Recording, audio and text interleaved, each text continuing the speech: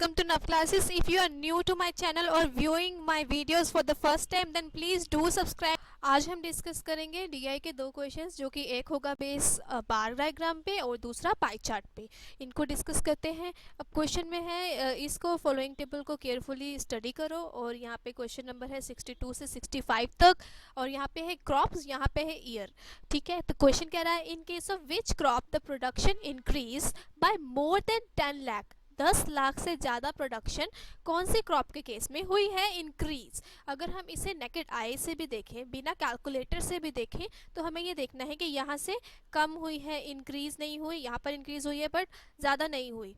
ठीक है, तो ऐसे हम नेकेड आई से भी अगर देखना चाहें तो 52 इंक्रीज हुई है 41 से। तो आप देखें 52.7 माइनस 41.9 आपका आता है 10.8। तो यस, ये 10 लाख से ज़्यादा इंक्रीज हुई है। और आगे और कोई देखते हैं, तो अगर आप आगे सॉल्व करना चाहते हो तो आप कर सकते हैं। यहाँ पे इस केस के अकॉर्डिंग आंसर आपका आ गया है राइस। इनको देखते हैं, यहाँ पर भी ओनली 3 लाख का ही डिफरेंस है, यहाँ पे भी 2 लाख का डिफरेंस है। तो ये आपका अभी यहाँ पे इंक्रीज नहीं हो रहा उतना। आप देख सकते हैं यहाँ पे कहीं पे भी 10 से ज़्यादा तो इंक्रीज आपको दिख ही नहीं रहा। बिल्कुल हम ऐसे ही इंस्पेक्ट अगर करें, निकालने की कोशिश ना करें, तो हम यहाँ पर क्लियरली देख सकते हैं कि इनमें डिफरेंस ज़्यादा है। तो इसको हमने चेकआउट कर लिया, तो ये आपका निकला 10.8। तो इसका आंसर आपका 62 का आ गया राइस। नेक्स्ट क्वेश्चन में पूछा है in which year the production of rice and wheat together was least. Together का क्या मतलब होता है, इन दोनों को मिला के सबसे कम रहा। इसका मतलब जितना भी राइस का होगा उसमें हमें ऐड करना पड़ेगा हर एक ईयर का व्हीट। ठीक है, तो ऐसे हम चेकआउट कर सकते हैं इसका। तो इट मीन्स अगर हम 76 का देखें, 1976 का देखें, तो 44 प्लस 21.8, इट मीन्स ये आपका आया 8 5 6 65। ऐसे ही आपको इन सब का टोटल करना होगा। पहले हमने यहाँ पर टोटल कर लिया सबका। डीआई में आप क्या कर सकते हो, थोड़ा सा अप्रॉक्सीमेटली भी ले सकते हो, पॉइंट्स को थोड़ा छोड़ सकते हो। ठीक है, क्योंकि हमने आइडिया ही लेना होता है एग्जाम में। तो मैंने यहाँ पर अभी आपको परफेक्ट करके बता दिया। यहाँ पे सबसे कम, लीस्ट मतलब सबसे कम किसका आ रहा है, 77, 1977 का। तो आपका आंसर यहाँ पे क्या हो जाएगा, सी 1977। 64th क्वेश्चन देखते हैं इन case of which crop production is having ups and down every alternative year. Her alternative year में प्रोडक्शन ऊपर नीचे हो रही है। इट मीन्स कभी इंक्रीज होती है और कभी डिक्रीज होती है हर साल। हम यहाँ पर देखें तो यहाँ पे है 44, फिर कम हुई, फिर ज़्यादा हुई, फिर कम हुई, फिर ज़्यादा हुई, फिर कम हुई। इट मीन्स राइस के केस में ऐसा हो रहा है। तो यहाँ पे हमारा आंसर राइस होना चाहिए। आगे चेक कर लेते हैं, यहाँ पर इंक्रीज हो रही है, फिर इंक्रीज हो रही है। इसका मतलब यहाँ पे अप्स एंड डाउन नहीं हो रहा, इंक्रीज डिक्रीज नहीं हो रही हर साल। यहाँ पे कम हुई, फिर ज़्यादा हुई, यहाँ तक फॉलो कर रहा है, कम हुई, ज़्यादा हुई, और फिर यहाँ पे इंक्रीज हो गई। इट मीन्स यहाँ पे भी इसने फॉलो नहीं किया आपका। पल्सेस में भी इंक्रीज हुई, इंक्रीज, तो यहाँ पे भी फॉलो नहीं किया आपका पैटर्न अप डाउन वाला। पोटैटोज में increase increase increase increase, it means ups and down वाला नहीं किया। तो आपका आंसर क्या हो गया यहाँ पे, ए राइस। ठीक है, नेक्स्ट क्वेश्चन देखते हैं 65। In case of which crop does the production of 81 shows higher increase over that in 1976। देखते हैं क्वेश्चन में जो ऑप्शंस है सिर्फ उसी की देखने की ज़रूरत है, सबकी देखने की ज़रूरत नहीं है। इट मीन्स हमें राइस को निकालना नहीं होगा। ऑप्शन में राइस तो है ही नहीं। यहाँ पे देखते हैं व्हीट का परसेंटेज चेंज कितना हुआ है। तो अगर परसेंटेज चेंज निकालते हैं तो वो कैसे निकालते हैं, 1981 का सबसे ज़्यादा इंक्रीज का हुआ है 52.1 माइनस 44 डिवाइडेड बाय। अब यहाँ पे आप कंफ्यूज हो रहे थे कि यहाँ पे नीचे कौन सा लेना चाहिए, कब नीचे 44 आना चाहिए, कब 52.1 आना चाहिए। ऐसा लेते हैं और क्यों लेते हैं, यहाँ क्वेश्चन में समझिए। Which crop does production of 1981 shows higher increase over that of 76। जिसके तुलना में अगर क्वेश्चन पूछ रहा है, ओवर दैट ऑफ जिससे रिलेशन होगा, जिस भी चीज़ से रिलेटेड होगा, अगर ओवर दैट ऑफ 1976 में क्वेश्चन पूछ रहा है, इसलिए हमें जो 1976 वाला होंगी हमारी अमाउंट्स, उससे हमें इसको निकालना चाहिए। तो ये आपका आंसर इस तरीके से आता है। आपको नीचे इसके डिनोमिनेटर में कौन सा लेना है, यही प्रॉब्लम थी। तो ये आपकी इधर से सॉल्व हुई कि क्वेश्चन में समझो कि वो विद रिस्पेक्ट टू विच, किसके रिस्पेक्ट में क्वेश्चन पूछ रहा है। अगर ये पूछ रहा है 1976 के रिस्पेक्ट में कि हमें 1976 के तुलना में ये निकालना है, उससे रिलेशन में निकालना है, तो हमें उसका पार्ट नीचे रखना होगा। और ये मैंने आपको बेसिक डीआई वाले फर्स्ट जो क्लास थी उसमें भी सिखाया था। आप वो वाली लेक्चर देखिएगा, उसमें अच्छे से बेसिक सिखाए हैं डीआई के परसेंटेज निकालने के।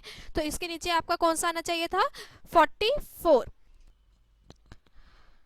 तो इतना समझ में आ गया। विद रिस्पेक्ट टू किस लिए रखते हैं, जो जिसके रिस्पेक्टेड पूछा है, जिससे तुलना में पूछा है, वो वाला नीचे रखते हैं। ठीक है, तो अगर हम इनका सबका निकाले तो ये आया था 69.72, 4.86 आया अदर सेल्स के केस में। पल्सिस के केस में आया ये 22%। ये निकालने की ज़रूरत नहीं थी कि क्वेश्चन में आंसर ज़रूरत नहीं है, इसकी ऑप्शन नहीं है। पोटैटोस में आया था 112.5%। तो आपका आंसर यहाँ पर सी होना चाहिए। 112.5% सबसे ज़्यादा हाईएस्ट इंक्रीज है, इसलिए इसका आंसर पोटैटोज होना चाहिए था।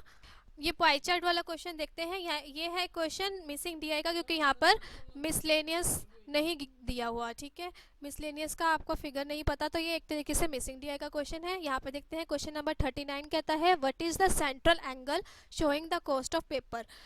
सेंट्रल एंगल पेपर की कॉस्ट शो कर रहा है, वो बताना है आपको। तो देखिए कि पेपर है कितना, 16%। ये फिगर सही से नहीं दिख रही थी, तो यहाँ पर मैंने अलग से भी लिख दिया। पेपर है 16% है। ठीक है, 16% है। और डिग्रीज में कितने डिग्रीज होती हैं पाई चार्ट में, डिग्रीज कितनी होती है 360।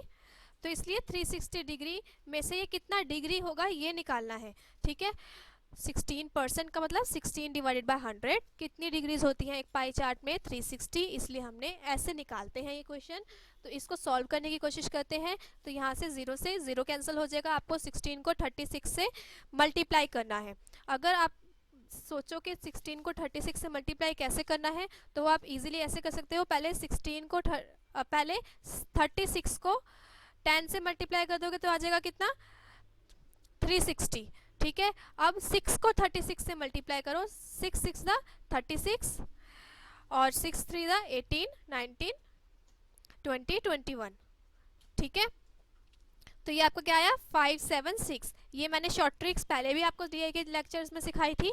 तो बीच नीचे है 10, तो इट मीन्स यहाँ पे पॉइंट लग जाएगा। तो आपका आंसर आया 57.6 डिग्री। इसका आंसर आपका आ गया 39 का। क्वेश्चन नंबर 14 में देखते हैं कॉस्ट ऑफ प्रिंटिंग हमें गिवन है अगर 23,400। ऐसे क्वेश्चन मैं पहले भी करवा चुकी हूँ आपको।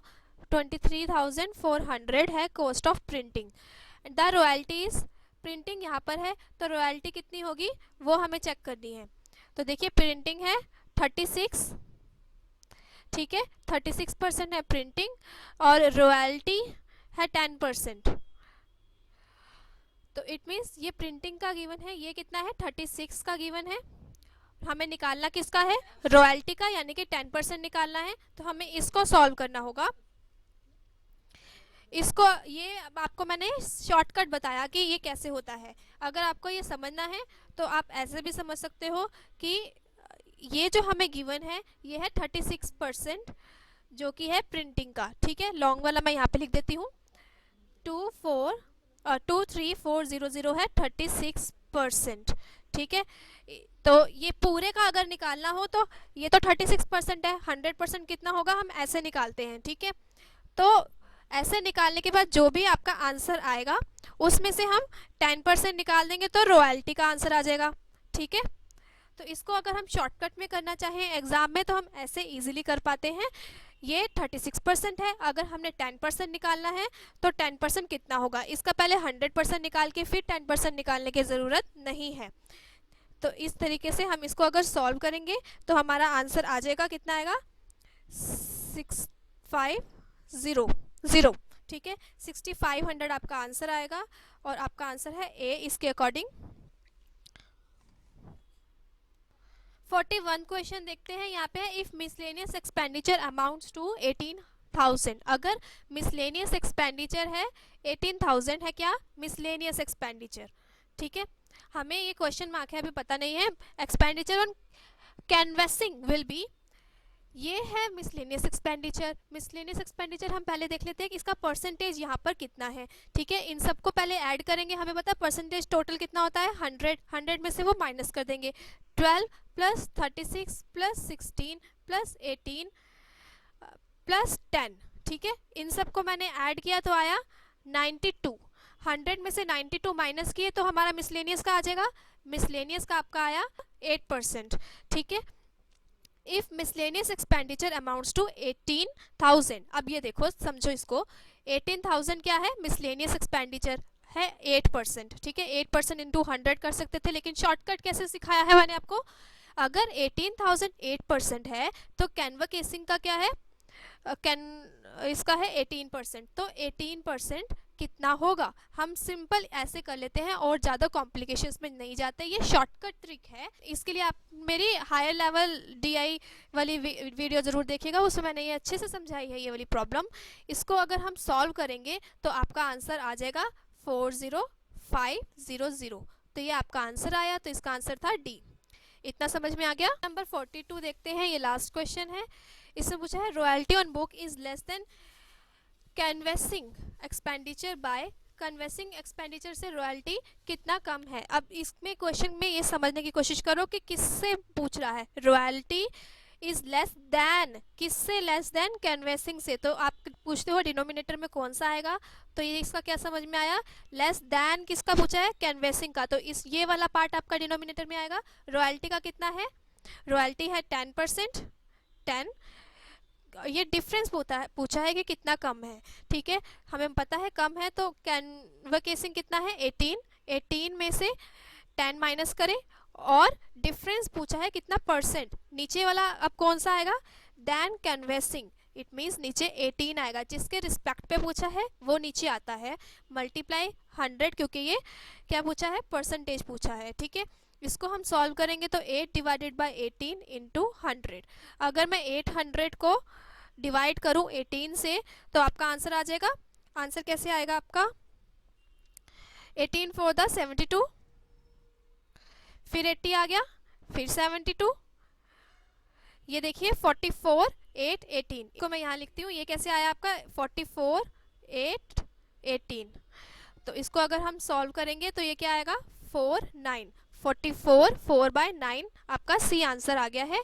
तो इस तरीके से इस क्वेश्चन को सॉल्व करते हैं। डिनोमिनेटर में क्या आएगा, जिसके रिस्पेक्ट पे क्वेश्चन पूछा है, अगर कैनवकेसिंग से ये चीज़ कितनी कम है या इससे रिलेशन इसका क्या है, ये उस चीज़ से कितना बड़ा है या कितना कम है, जिसके रिस्पेक्ट में पूछा जाएगा वो नीचे आता है। इसको सिंपली वर्ड में अगर आप दूसरे तरीके से समझना चाहो को न्यू ट्रिक समझ लो। ट्रिक ऑफ द डे है कि अगर क्वेश्चन में कहीं भी पूछा है, ये आपको नहीं समझ में आता, कंफ्यूज हो जाते हो एग्जाम में किससे रिस्पेक्ट में क्वेश्चन पूछा है, तो अब ये ट्रिक से हमेशा आपका ठीक होगा, ठीक है। अगर क्वेश्चन में पूछा है लेस देन, कहीं पे भी लेस देन पूछा है, जैसे कि इस क्वेश्चन में लेस देन पूछा, तो इसमें जो डिनोमिनेटर में नीचे वाला पार्ट है आपका, यहाँ पे आता है न्यूमरेटर, यहाँ पे आता है डिनोमिनेटर। तो जो नीचे वाला पार्ट है लेस देन वाले क्वेश्चन में नीचे ज़्यादा वाली वैल्यू आएगी, जिसकी भी ज़्यादा होगी।